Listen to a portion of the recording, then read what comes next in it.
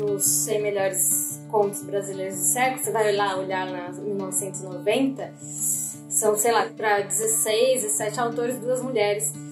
Então você já vê aí a diferença, né? Se você for pensar, não faz tanto tempo assim. Eu mesma lia nessa fase, a maioria autores homens mesmo. E eu lembro que quando eu tava voltando a escrever, eu sentia dificuldade. Quando eu pensava em escrever, eu pensava numa voz masculina.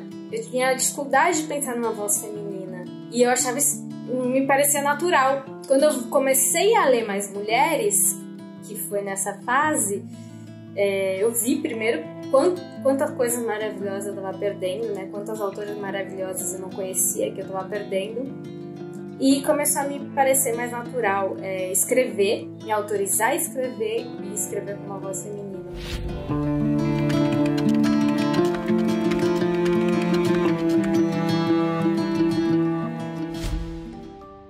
Minha irmã sei que sente como eu, embora a mim.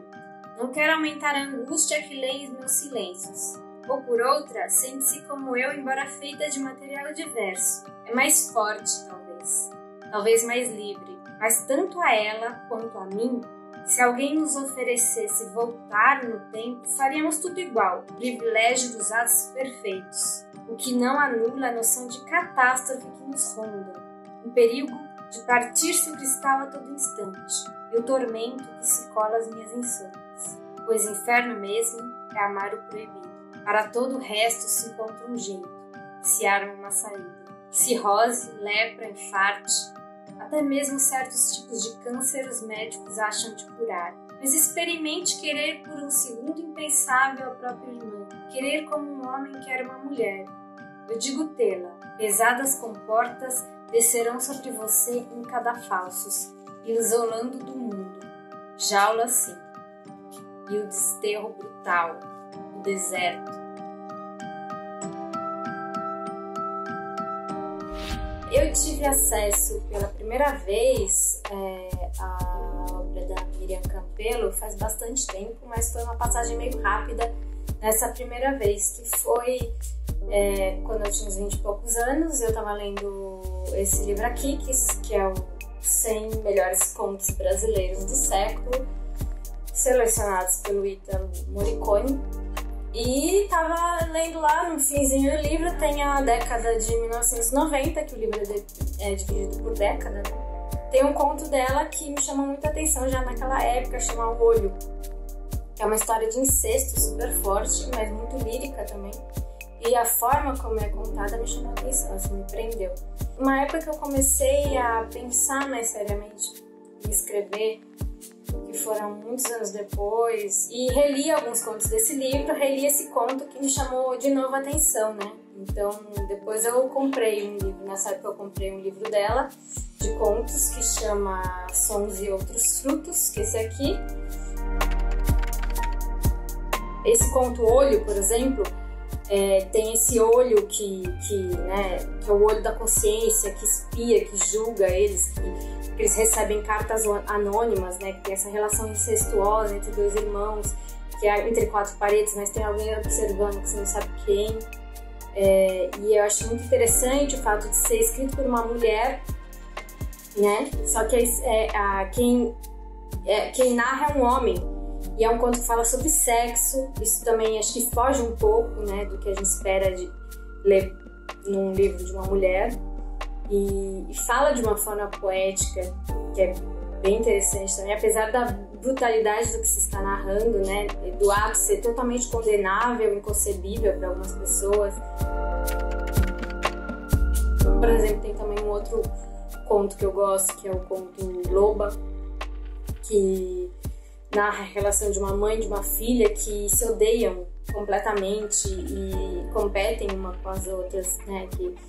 E tem muita maldade nesse conto, tanto da mãe quanto da filha, e que também escapa bastante, né, desses estereótipos do amor incondicional materno, todas essas questões, né, ligadas à feminilidade. E também é uma história bem brutal, né? E carregada de lirismo, né? como tudo que ela escreve. Então é uma obra, tem muitas histórias disruptivas que eu gosto muito, e então é uma obra que acabou me influenciando de alguma forma na época que eu estava escrevendo meus contos.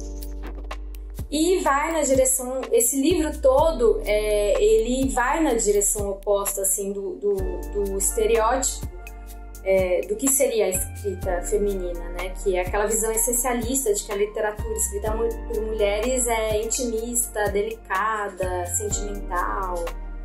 E isso, todo esse livro quebra muito essa ideia, né? Ele é um livro todo que tem muita libertinagem, tem o proibido, né? Tá muito forte, a sensualidade, até a perversidade.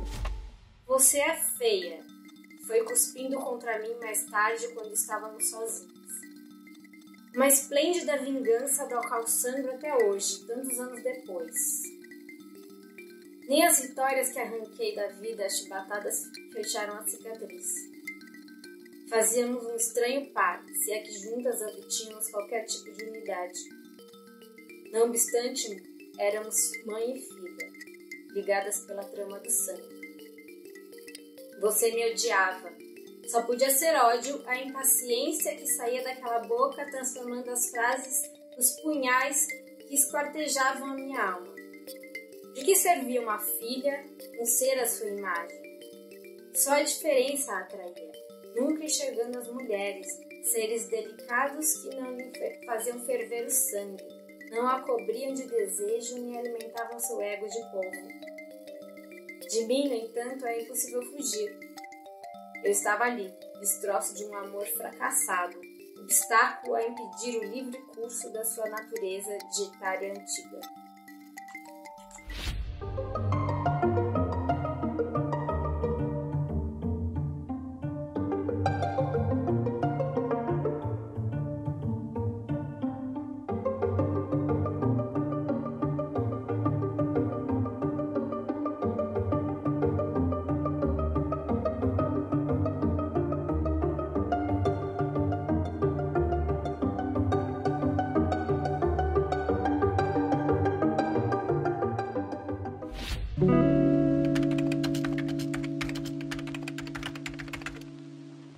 Foi mais ou menos na época que eu voltei a escrever, eu já tinha mais de 30 anos, então quando eu decidi também que eu queria fazer isso da minha vida, né, que eu queria dedicar mais à escrita mesmo, coincidiu com uma época em que teve uma chamada de atenção mesmo de um certo grupo de pessoas por fato da gente ter menos mulheres nas estantes, nos prêmios literários, a diferença de homens e mulheres publicadas, e de espaço na mídia, né? Que o espaço para a literatura já é pequeno, para mulheres acho que era menor ainda.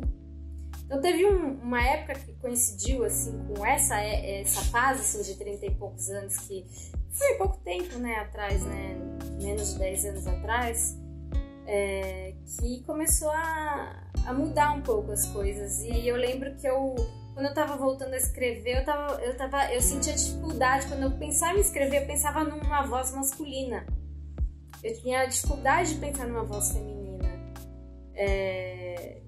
E eu achava isso, não me parecia natural. Quando eu comecei a ler mais mulheres, que foi nessa fase, eu vi primeiro quantas coisas maravilhosas eu tava perdendo, né? Quantas autoras maravilhosas eu não conhecia que eu tava perdendo.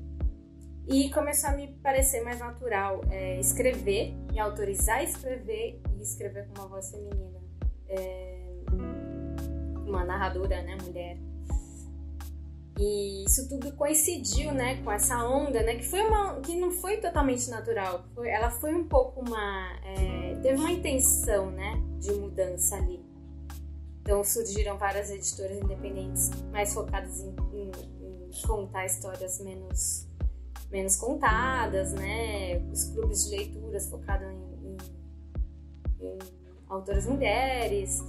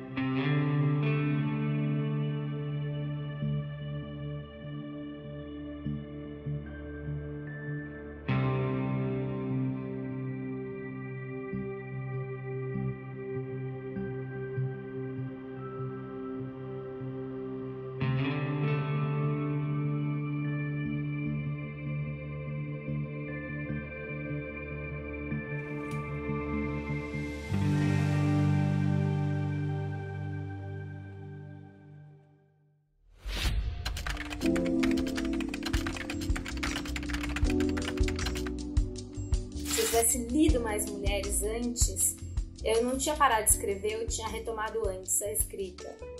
Porque tem uma coisa que é a questão da autoconfiança, né? Que é difícil você escrever e mostrar. Então, se eu tivesse lido mais autoras mulheres e com a idade mais próxima da minha, eu tinha me autorizado antes a escrever e a publicar.